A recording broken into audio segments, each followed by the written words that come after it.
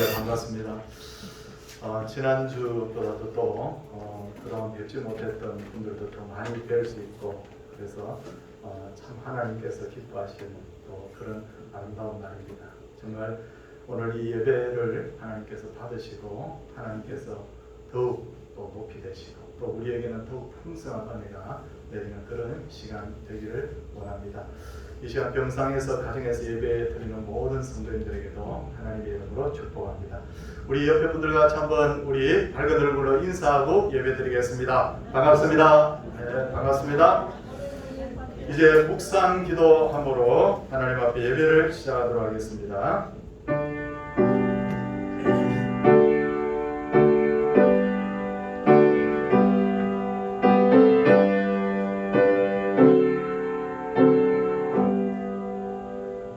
수고하고 무거운 짐진 자들아 내게로 오라.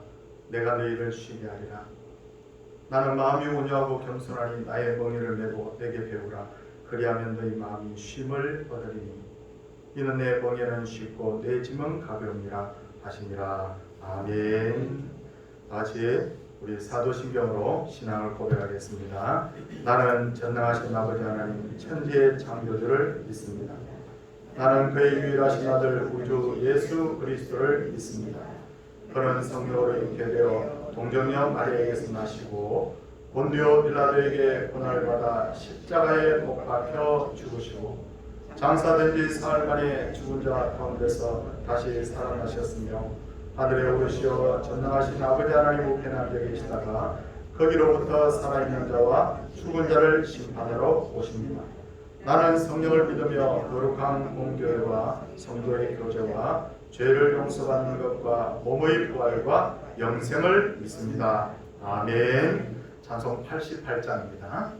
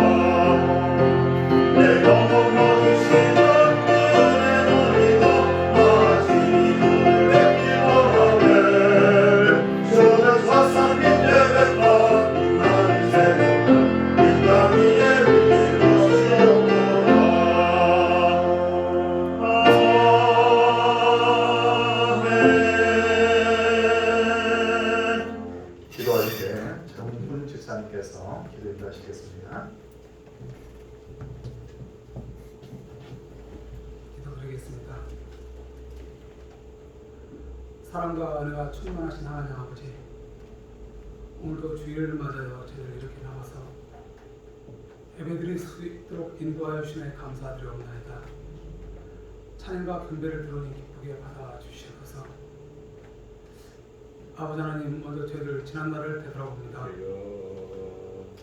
입술로는 하나님의 영광을 위해서 산다고 하면서, 입술로는 예수님의 삶을 닮아 산다고 하면서도 실제 있어서는 저희들의 영광을 위해서 살았고 세상적인 이익과 욕심을 위해서 살았음을 아버지 앞에 고백하고 회개합니다.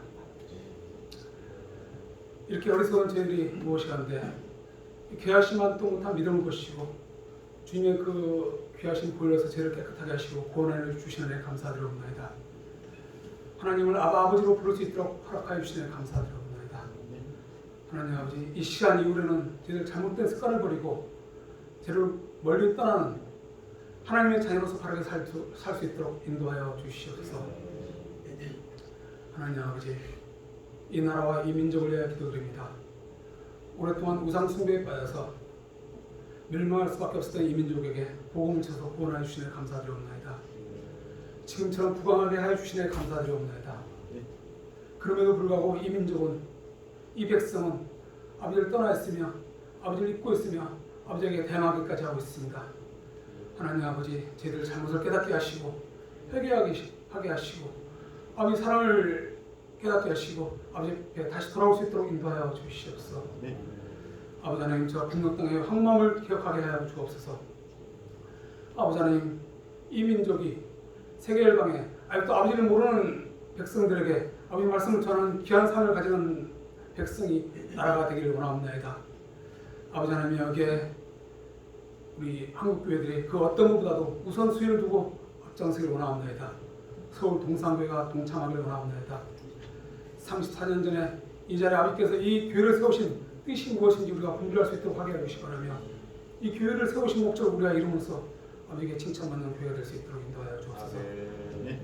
요즘같이 모이기 힘든 이 시대, 이럴 때일수록 저희들을 어떤 방법으로든지 더 모일 쓰는데 힘쓸 수 있도록 하게 해주시기 바라며, 또한 말씀 전하기 힘든 이 시대에도 어떠한 방법을 생각해서라도 아버지 말씀 전하는 구원의 방주로서 역할을 다할 수 있도록 하게 하여 주시옵소서.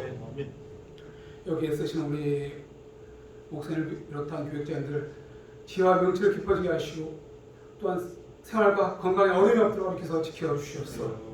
또한 우리 모든 성도들도 다 같은 한 마음으로 동참하기를 원합니다. 하나님 아버지, 저희들 항상 정결케 해주시기 바라며 매일매일 말씀을 읽고 묵상하고 실천하고 행동하면서 복 있는 삶을 살도록 인도하여 주시옵소서. 저희들 많은 믿음 생활, 오랜 믿음 생활을 하다 보면 말씀이 대면대면할 때도 있고 또 말씀이 이렇게 게을러질 때도 있습니다.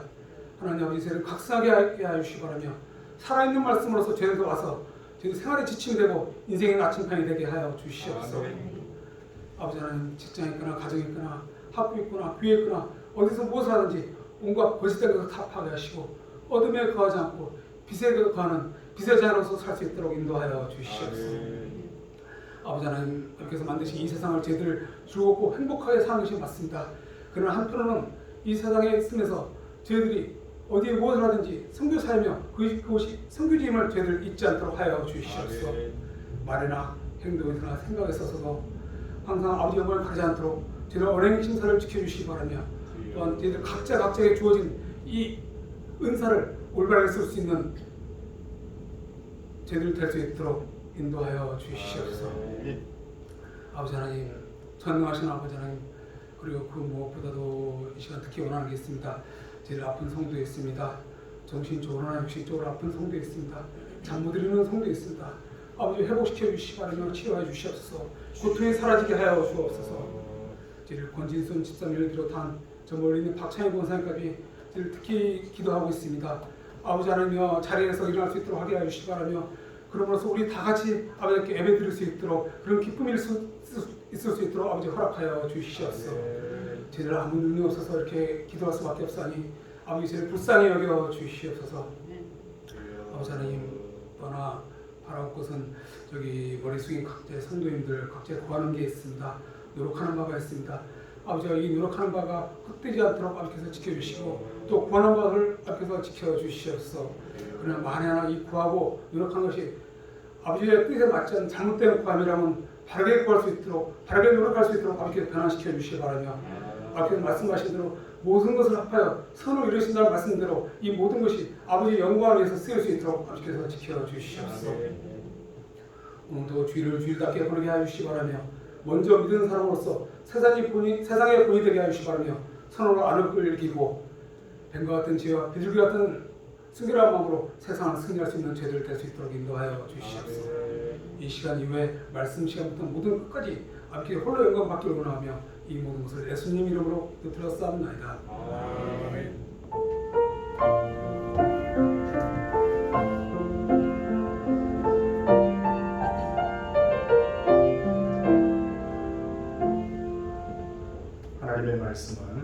마태복음 10장 10절입니다.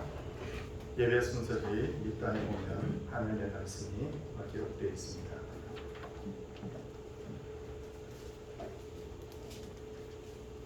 요한복음 10장 10절 말씀. 도둑이 오는 것은 도둑질하고 죽이고 멸망시키려는 것뿐이요 내가 온 것은 양으로 생명을 얻게 하고 더 풍성히 얻게 하려는 것이라. 아멘. 정인서 집사님 하나님께 특별 영광 올려드리겠습니다.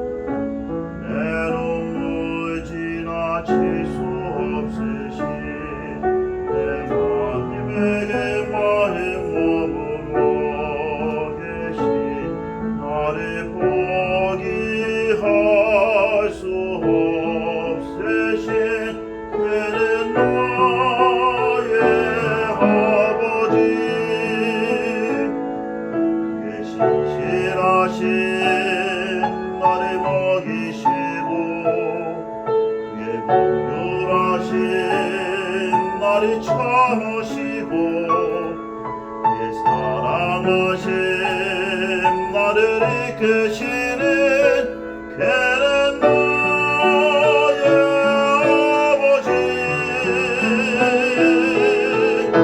주님은 나에게 오직 은혜라. 나는 주님께 오직 믿음이라. 주님은 나에게 오직 은혜라. 나는 주님께 오직 믿음이라.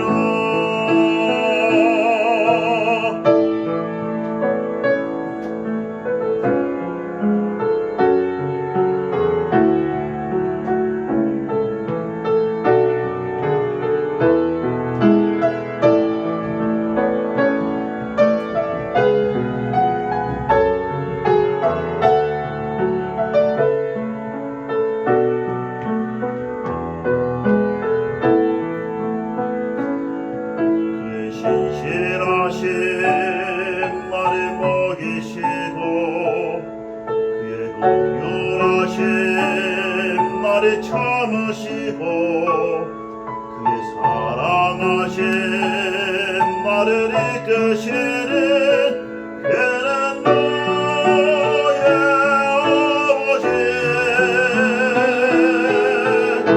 주님은 나에게 오직 은혜라. 나는 주님께 오직 믿음이라. 주님은 나에게 오직 은혜라. 나는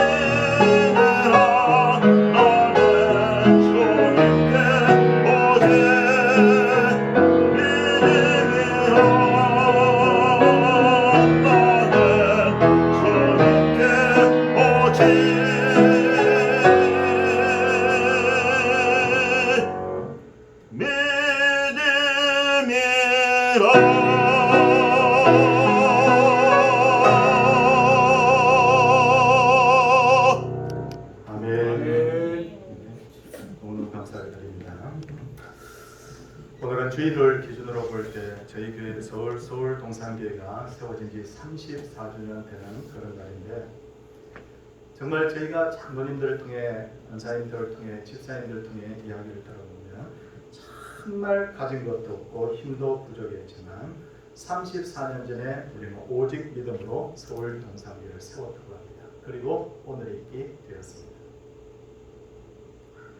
그래서 이 시간에는 저는 제일 먼저 하나님께 영광을 돌려드리고, 앞으로 우리 교회가 어떤 교회가 되어야 될지에 대해서, 교회의 존재 목적에 대해서 말씀을 드리겠습니다. 오늘 본문 말씀을 보면 예수님께서는 도둑이 오는 것은 도둑질하고 죽이고 멸망시키려는 것뿐이요 내가 온 것은 양으로 생명을 얻게 하고 더 풍성하게 얻게 하려는 것이다 라고 말씀하셨는데, 우리는 이 말씀대로 예수님의 이 뜻을 이루어드리는 교회가 되어야 됩니다. 생명을 얻게 한다는 것은 바로 복음을 전해서 사람이 영혼을 살리는 거예요. 쉽게 말해서 전도하는 교회. 그리고 더 풍성하게 한다는 것은 양육을 통해서 성도라 이건 예수 믿는 사람들에게 살게 하는 거예요. 그리고 예수님이 주신 은혜의 풍성함을 누리며 감사하며 기뻐하게 하는 거예요. 교회는 반드시 이 두 가지 전도와 양육이 함께 병행이 되어야 됩니다. 그래서 성도라 이건 궁극적으로 진짜 그리스도인 되게 해야 돼요. 진짜 그리스도인에게서 가장 필요한 것이 뭡니까? 그것은 바로 하나님이 중심이 된 삶을 사는 것인데, 고린도전서 10장 31절을 보면 그런즉 너희가 먹든지 마시든지 무엇을 하든지 하나님의 영광을 위해서 하라. 모든 삶의 초점이 뭐냐면 하나님 중심, 하나님의 영광을 위한 삶이 되어야 됩니다. 그러기 위해서 우리는 어떤 일을 할 때 이것이 나에게 얼마나 이익이 될까를 생각하기 전에 이것이 얼마나 하나님께 영광이 될까를 먼저 생각해야 돼요. 성경은 우리에게 두 가지 길을 말하고 있습니다. 첫 번째 길은 뭐냐면 정복하고 다스리라. 구하고 찾고 두드리라. 끊임없이 도전하는 바로 길. 이것을 뭐라고 말하냐면 고지론적 신앙. 저 고지를 향해서 가는 신앙. 이 고지론적 신앙을 일찍부터 받아들인 유럽의 국가들은 세계 어떤 국가들이 됐죠? 왜냐하면 계속해서 정복하고 다스리고 구하고 찾고 두드립니다. 그런데 또 하나의 길이 있습니다. 뭐냐면 예수님께서는 내가 마시려는 잔을 너희도 마실 수 있는, 나와 함께 십자가의 길을 갈 수 있는, 너희들 넓고 좋은 길이 아니라 좁고 협착한 길로 너희들 갈 수 있는,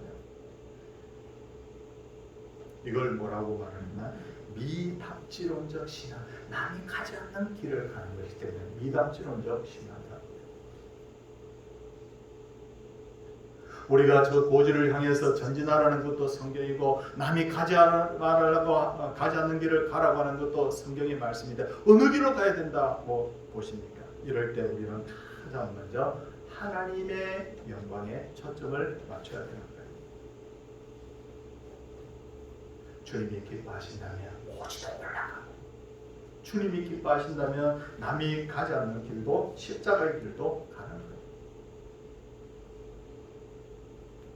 돈이 주인된 사상을 뭐라고 그러냐면 자본주의라고 하죠. 자본주의라는 말 자체 사실 영적으로 볼 때는 사실 그렇게 썩 좋은 말은 아닌 것 같아요. 그럼 사람이 주인된 사상을 뭐라고 그래요? 인본주의라고 그러죠. 하나님이 주인된 사상을 뭐라고 그러냐면 신본주의라고 하는데, 모든 그리스도인은 다 신본주의죠. 모든 결정의 주권이 내게 있지 않고 하나님께 있다는 것을 인정할 때 우리는 어떤 선택의 기로에서도 혼란을 겪지 않을 수가 있습니다. 그리고 또 하나 어떤 문제를 풀어갈 때 우리는 하나님이라면 어떻게 하실까를 질문의 가장 근본으로 삼고 거기서부터 답을 찾아가야 돼요. 하나님이라면 어떻게 하실까? 그리고 하나님의 뜻이라면 자기의 생각과 이익을 포기하고 내려놓을 줄 알아야 돼요. 내 생각이 옳다. 아무리 그렇게 생각해도 야 이거 하나님이 기뻐하지 않는구나 생각하면 내려놓을 줄 아는 게 신앙이에요. 내 고집하는 게 그게 신앙이 아니라는 거예요. 사도 바울은 유대인이었기 때문에 유대인은 본래 유대 지역은 본래 아시아에 속한 지역이었잖아요. 그래서 사도 바울은 유럽보다도 아시아에 먼저 복음을 전하기를 원했습니다. 이 성경에 그렇게 말하고 있습니다. 그런데 사도행전 16장 6절을 보면 성령이 아시아에서 말씀을 전하지 못하게 하시네. 아시아에 가서 복음 전하지 말라는 거예요. 사도행전 16장 7절을 보면 무시아 앞에 이르러 비두니아로 가고자 애쓰되 예수의 영이 허락지 아니하시는지 그리로 가지 말라는 거예요. 허락을 안 하겠다는 거예요. 그래서 바울은 비두니아로 가지 않고 드로아로 내려가게 됩니다. 여기서 바울이 막 갈등했을 거예요. 내가 나쁜 짓을 하겠다는 것도 아닌데 내가 복음 전에서 더 많은 영혼을 살리겠다고 하는데 왜 주님이 내 길을 막지? 그때 마침 밤에 환상이 보이는데 마게도니아 사람 하나가 나타나서 마게도니아로 건너와서 우리를 도우라 그런 거예요. 마게도니아가 뭐냐면 유럽의 관문 역할을 하는 유럽의 첫 도시예요. 이 환상을 봤을 때 바울의 반응이 어땠을까요? 성경 사도행전 16장 10절을 보면 바울이 그 환상을 보았을 때 우리가 곧 마게도니아 떠나기를 힘쓰니 이는 하나님이 저 사람들에게 복음을 전하라고 우리를 부르신 줄로 인정하니라. 하나님의 뜻이 내 생각하고 달라져. 그런데도 불구하고 그런 하나님의 뜻이 아시아가 아니고 유럽이구나 라고 알았을 때 곧 마게도니아 떠나기를 힘썼다. 예, 주님 그렇게 하겠습니다. 그리고 이것을 하나님의 뜻인 줄 인정했다라고 그렇게 성경에 되어 있는데 이게 뭐냐? 이게 바로 참 그리스도의 모습입니다. 나는 한 번 마음 번도 절대 포기 안 해요. 그게 아니에요. 1884년부터 우리나라에 본격적으로 선교사들이 들어오기 시작했습니다. 한국의 기독교 역사는 지금부터 136년 되었습니다. 지난 역사를 살펴보면 기독교 복음이 들어간 가정과 마을은 엄청나게 변화를 일으켰죠. 그래서 2020년도 지금 한국의 기독교인 숫자가 얼마나 되느냐면 불교를 앞지르고 한국의 제1대 종교가 바로 기독교예요. 수적으로 볼 때. 기적이에요. 근데 놀라운 것은 마음 아픈 것은 10년, 20년 전부터 기독교인들과 교회가 세상 사람들의 조롱거리가 되고 있다는 거예요. 왜 그런가를 살펴보면 기독교 복음에서 성공주의 신앙은 있는데 십자가 신앙이 사라져요. 문제가 생기면 기도를 통해서 문제를 돌파하고 적극적인 삶의 자세를 통해 성공하는 것까지는 있는데 남이 가지 않는 길을 가고 남이 하지 않는 일을 하고 정말 낮은 자리에서 섬기고 예수님을 위해서 손해보겠다는 사람들이 자꾸 많죠. 고지론적 신앙은 있는데 미답지론적 신앙에 있어서 소극적인 교회의 모습. 그러니까 세상 사람들이 볼 때 교회를 보고 뭐라고 그러냐면 세상하고 똑같네. 자기 잘 되려고 예수 믿는 거죠. 그렇게 비판하는 거예요.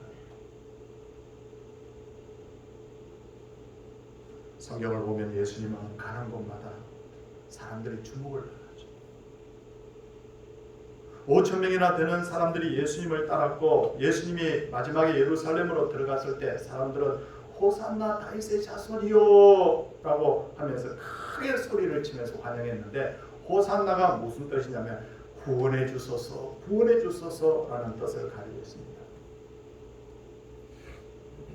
근데 성경을 읽어보면 딱 며칠 후에 그 사람들이 예수를 십자가에 못 박으라고 소리치는 거예요. 아니 몇 달 후가 아닙니다. 몇 년 후가 아니에요.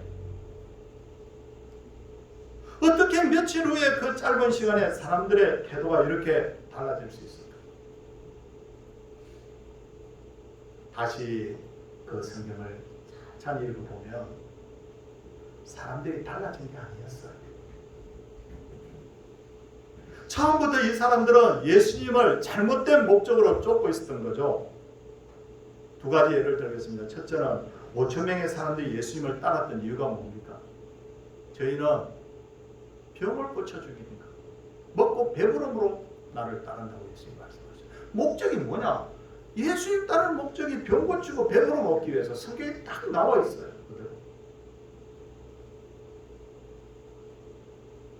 예루살렘 성을 입성할 때 왜 사람들이 호산나라고 외쳤느냐면 우리를 천국으로 인도해 주세요, 천국 가게 해주세요 이렇게 부르짖은 게 아니에요. 그들이 말하는 구원은 뭐냐면 로마의 압제로부터 우리를 구원해 달라고 했어요.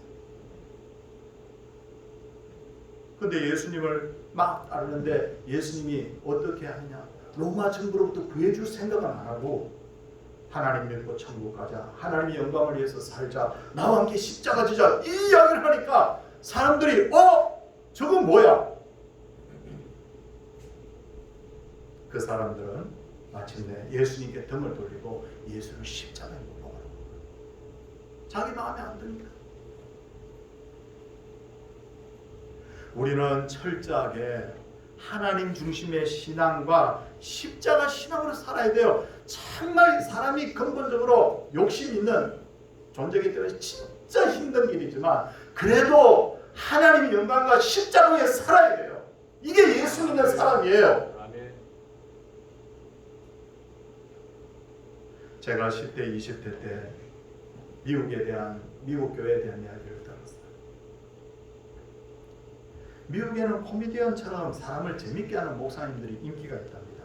그런 목사가 목회하는 교회에 사람들이 많이 몰려온다고 생각해요. 그렇게 이야기를 들었어요. 제가 그 이야기를 듣고 무슨 생각이냐면 이건 아닌데 어린 마음에 그 생각이 들었어요. 진리를 바르게 전하는 목사가 인기가 있어야지 코미디언처럼 웃기는 목사가 인기가 있어? 구약시대 이사야, 예레미야 선지자, 에스겔 선지자가 인기가 없더니만 미국이라는 교회는 그런 교회구나. 그런데 제가 어린 마음에 그 걱정을 하고 얼마 지나지 않아서 미국의 유명한 목사님들, 큰 교회 목사님들이 사고가 뻥뻥뻥 터졌어요. 그런데 아니나 다를까 머지않아서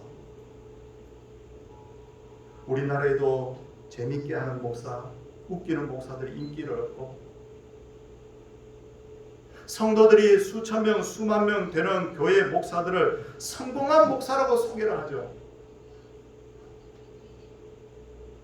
책을 읽어봐도 책머리에 그 이력을 보면 이 사람 교인이 5천 명 되는 목사다, 10,000명 되는 목사다 이런 것들을 그냥 막 적어놓고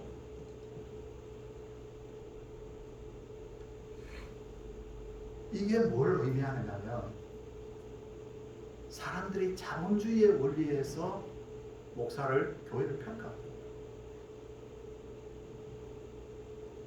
근데 미국에서 20년, 30년 전에 일어났던 일들이 우리 한국에서 그대로 지금 일어나. 대형교회로부터 사고가 뻥뻥뻥 터져.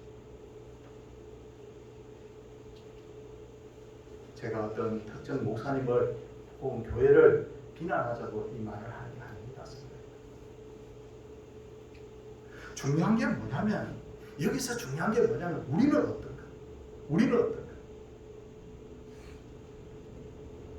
우리도 모르는 사이에 대형교회 목사님들을 보면 무조건 성공한 목사라. 5명, 10명 있는 교회 목사님을 보면 실패한 목사라. 성도들이 그렇게 보고 신앙생들이 나도 대형교회 목사 되어야 되겠다 이렇게 생각합니다.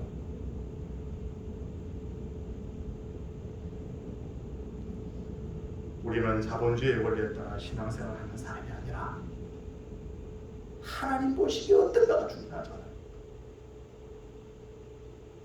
한국교회가 한참 부흥할 때 우리 선배 목사님들이 했던 말이 있어요. 난 한 영혼을 위해서 목숨 건다고. 한 영혼을 위해서 내 목숨 건다고 할 때 교회가 됐는데 슈퍼스타 목사, 대형교회 목사, 성공한 목사 이런 이야기가 막 나오는 그 시절부터 한국교회가 문제가 자꾸 이렇게 시작이 되잖아요. 성도님들, 우리가 누구를 비난하고 절대 욕해서는 안 됩니다. 내 속에는 그런 게 없는가? 내 속에는 그런 게 없는가? 우리 자신을 좀 돌아볼 때 이 교회가 하나님 중심의 교회로 다시 한번 새롭게 하나님께서 사용하실 줄을 믿습니다. 그리고 혹시 성도님들 중에 우상 숭배하는 분 있습니까? 아직도 재산 문제를 해결하지 못했다든지, 무당집에 가서 점을 본다든지, 집에 신주단지를 모시거나 부적을 놓고 있다든지, 아니면 우리 청년들 중에 대학 카페 가면 뭐 타로 이런 거 점치는 거 내가 절개 친다든지, 제가 볼 때는 우리 성도님들 중에 그런 분 거의 없는 줄 알아요. 사실 한국의 성도님들은요, 그래도 신앙훈련이 잘 되어 있기 때문에 이런 일들은 거의 별로 없습니다. 그런데 문제는 뭐냐면요, 눈에 보이는 우상은 섬기지 않지만 눈에 보이지 않는 우상을 섬기는 사람들이 너무 많아요. 예수 믿는데 돈을 하나님처럼 섬겨요. 예수 믿는데 세상의 권력과 명예가 삶의 목적이에요. 하나님을 믿는다고 하면서도 쾌락을 끊어버리지 못하는 사람, 자식이 하나님보다 더 사랑하는 우상된 사람.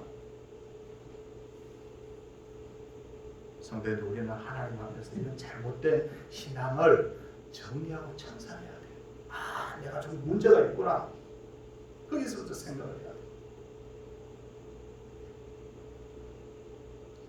야곱은 20년 만에 가나안 땅으로 돌아와서 세겜에 머물다가 엄청난 재난을 만나게 되는데, 딸 디나가 이방인에 의해서 몸이 더럽혀지고 아들들이 살인자가 되었습니다. 야곱이 그동안 하나님 믿지 않은 거 아니에요. 자식들에게 신앙을 가르치지 않은 것도 아닙니다. 그런데 왜 이런 문제가 일어났을까? 집안을 둘러보니까 잘못된 신앙생활을 하고 있어요. 그래서 야곱은 결단을 합니다. 창세기 35장 2절, 야곱이 이에 자기 집안 사람과 자기와 함께한 모든 자에게 이르되 너희 중에 있는 이방 신상들을 버리고 자신을 정결하게 하고 너희들의 의복을 받고 있노라. 성도가 아무 문제 없는데 이 말 한 게 아니에요. 뭘 이야기하고 있냐면, 자녀들을 보니까, 여기에 있는 가족들 둘러보니까 하나님 섬긴다고 하면서 이방 신상을 가지고 있어. 하나님 섬긴다고 하면서 아직도 신주단지를 껴안고 있었다고 말이에요. 이방인들의 옷을 입었다는 것은 뭐냐면요, 이방인들의 문화, 이방인들의 유행을 따라 사는 거예요. 야곱은 그걸 전부 다 모아다가 세겜 근처 상수리 나무 아래에 묶고 새롭게 하나님을 만나기 위해서 베델로 올라갑니다. 그리고 베델에 도착한 야곱은 그곳에 제단을 쌓고 하나님의 이름을 불러요. 근데 여기서 정말 신나고 감격적인 장면이 나옵니다. 하나님이 나타나셨어요, 베델에서. 그리고 하나님이 성경에 뭐라고 기록되어 있냐면, 하나님이 다시 야곱에 나타나서 그에게 복을 주시고 라고 되어 있어요. 어떤 복 줬느냐? 하나님 막 기뻐하시면서 이렇게 합니다. 너의 이름을 이스라엘이라 부르겠다. 이거 옛날에 벌써 불렀던 이름이죠. 근데 그동안 하나님이 이렇게 안 불렀어요. 마음에 안 드셨던 거죠. 근데 내가 다시 너를 이스라엘이라 부르겠다. 그리고는 그의 허리에서 왕들이 나올 것이다 라고 말씀하셨고, 아브라함과 이삭에게 주신 땅을 그 후손들에게 줄 것이라고 말합니다. 그 후로부터 야곱이, 그 가문이 복받는, 본격적으로 복받는 가문이 됩니다. 한국 교회는 이제부터 우리 교회도 마찬가지지만 방향성에 대해서 고민을 좀 해야 될 텐데, 방향성. 우리가 막 이것도 하고 저것도 하고 분주하게 얼마나 많은 일을 했는가 보다도 우리가 지금 바른 방향으로 신앙생활을 하고 있는가를 점검해 볼 필요가 있습니다.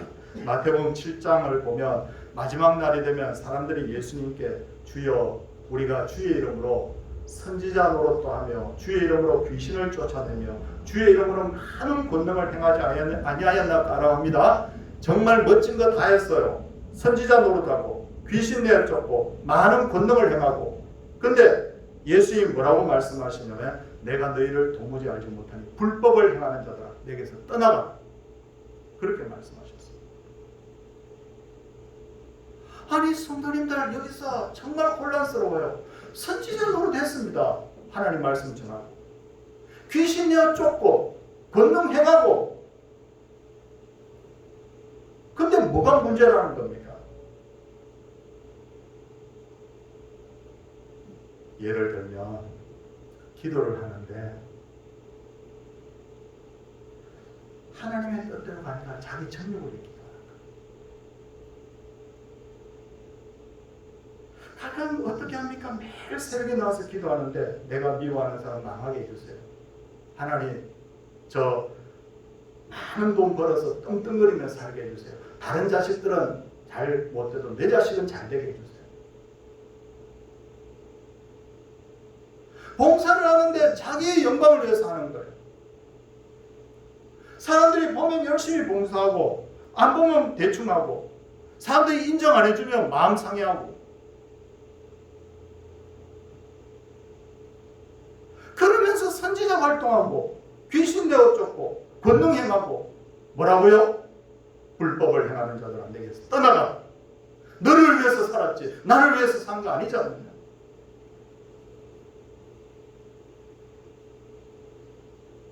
자기의 영광을 위해서 일하는 성도와 교회는 하나님이 기뻐하지 않고 하나님하고 관계없어요.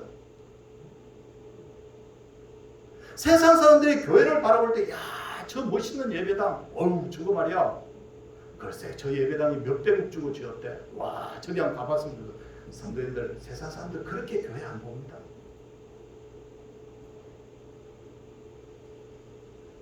과거에 어떤 교회가 하나 있었는데 그 교회 앞에 예수 안 믿는 과일 장수가 있었는데요.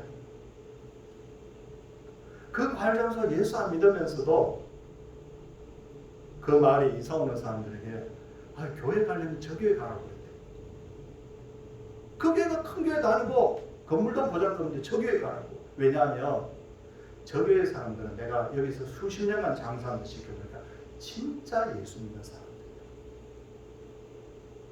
성도님들, 우리가 거룩함으로 십자가의 정신으로 세상을 두렵게 하는 교회, 세상으로 하여금 우르르 보게 하는 교회, 우리 함께 그런 교회를 되기를 주의 이름으로 소원을 드립니다. 아멘. 그리고 우리는 예수님의 이름으로 일하는 교회가 되어야 됩니다. 아멘. 우리 교회는 그렇게 큰 교회가 아닙니다. 그렇다고 부자 교회도 아닙니다. 그렇다고 낭망할 필요도 없어요. 오순절에 성령 충만을 받은 베드로와 요한이 성전에 기도하러 가다가 미문에 앉은 안전뱅이를 만납니다. 안전뱅이는 베드로와 요한에게 돈을 구걸하게 해서 바라봅니다. 그때 베드로가 뭐라고 말합니까? 은과 금은 내게 없거니와 내게 있는 것을 내게 주느니 나사렛 예수 그리스도의 이름으로 일어나 걸어라. 아멘. 아멘. 우리가 이런 교회 되기를 원합니다. 교회를 찾는 사람들이 슬픔에 빠져있고 근심걱정 속에 살고 사회에 대해서 정오하고 인생을 비관할 때 우리가 그 문제 다 우리 힘으로 해결해 줄 수 없어요. 예수님의 이름으로 일하는 교회는 어떤 교회냐면 우리의 힘으로 일을 하려고 하는 것이 아니라 예수님의 이름으로 기도하는 교회, 예수님의 이름으로 복음 전하는 교회, 예수님의 이름으로 사람을 위로하고 사랑을 베푸는 교회. 이렇게 할 때 주님의 능력이 우리 교회와 함께 할 줄을 믿습니다. 사랑하는 귀한 성도님들, 오늘 거룩하고 특별한 주일에 예수 그리스도의 정신과 이름과 하나님의 영광이 우리 교회와 함께 하기를 원합니다. 우리 교회, 저는 전에도 말씀드렸지만요, 크게 몇만 명 모인 교회 천국 가보니까 그 교회 성도들 몇 명 없어요. 와 있는 사람. 그건 실패한 거예요. 정말 바라고 원하는 것은 우리 교회 성도들 한 분도 없이 하나님 앞에 상 받고 면류관 받고 구원 얻고 하나님의 영광이 되고 하나님의 기쁘심이 되는 교회, 우리가 이런 교회를 꿈꾸며 함께 전진하기를 주님의 이름으로 크게 축원을 드립니다. 아멘. 찬송하도록 하겠습니다. 찬송 210장입니다.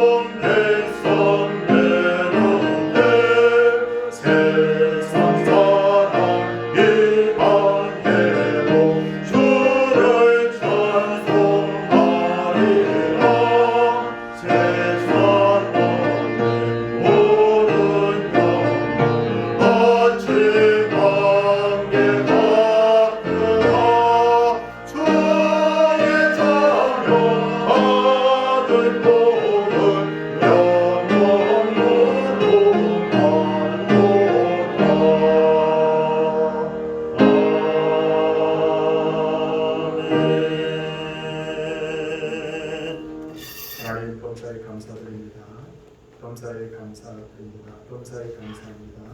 범사에 감사, 범사에 감사, 범사에 감사. 귀한 영혼들 하나님 앞에 올려드렸습니다. 기도하도록 하겠습니다. 손을 모시기 바랍니다. 주님, 이 시간에 우리가 눈을 감고 두 손을 꼭 모은 것은 세상이 아니라 하나님께 주목하기 위함이요, 우리의 마음을 모아 하나님 앞에 기도하기 위함입니다. 간절히 바라오고 넘는 것이 있습니다. 어떤 것들을 내가 어떻게 해야 될지 판단이 서지 않을 때, 어느 것이 하나님 기뻐하시는 일인가, 하나님이라면 어떻게 하실까를 삶의 기준으로 삼게 하여 주시오. 가치가 혼란되고 어떻게 해야 될지 모를 때마다 이것이 우리의 신앙의 진정한 기준이요 잣대가 되게 하여 주시옵소서. 우리 교회 주님, 한국교회를 하나님 앞에 기도합니다. 예수 믿고 잘 되어야 된다는 마음은 넘쳤는데 주님과 함께 십자가를 질 자가 누구인지, 좁은 길을 갈 자가 누구인지, 예수님처럼 낮은 자로 섬길 자가 누구인지를 찾고 계실 때 우리 교회가 정말 주님과 함께 이 길을 동행할 수 있는 교회가 되게 하여 주시옵소서. 그렇게 되게 하여 주시옵소서. 교회의 능력은 거룩성과 하나님께 초점을 맞출 때 교회의 능력이 나오는 줄 아는데 이런 교회 되게 하여 주시옵소서. 하나님 환우들을 위하여 기도합니다. 암으로 여러 가지 질병으로 하나님 힘들어하고 있는 환우들 이 시간에도 하나님이여 권고하여 주시옵시고 그 가족들을 위로하여 주시고 그 무거운 병들이 몸에서 떠나게 하여 주시옵소서. 자녀들을 위하여 기도합니다. 예수 바로 믿게 하여 주시옵소서. 예수 따르면 아무것도 아니다는 분명한 가치를 자녀들에게 심어주게 하여 주시옵소서. 사랑의 주님, 이 시간에 우리 성도님들 코로나 시대 직장생활, 사업하느라고 얼마나 힘든지 모릅니다. 하나님의 위로가 있기를 원하고 하나님이 어디에서나 우리를 도우신다는 것을 믿고 나아갈 때 하나님 마침내 승리하는 우리 성도님들 되게 하옵소서.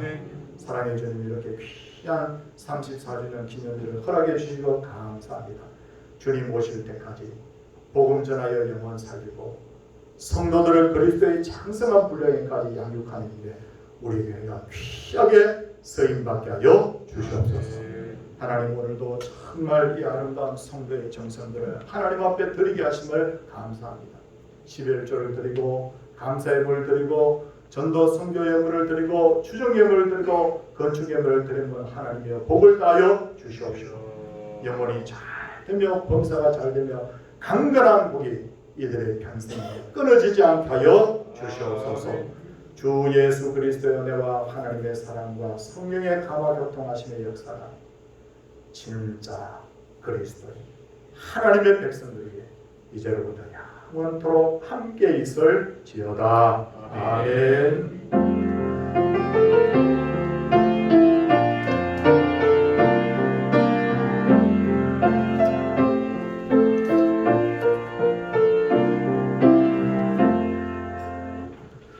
성도님들 오늘 만나서 너무 반갑습니다.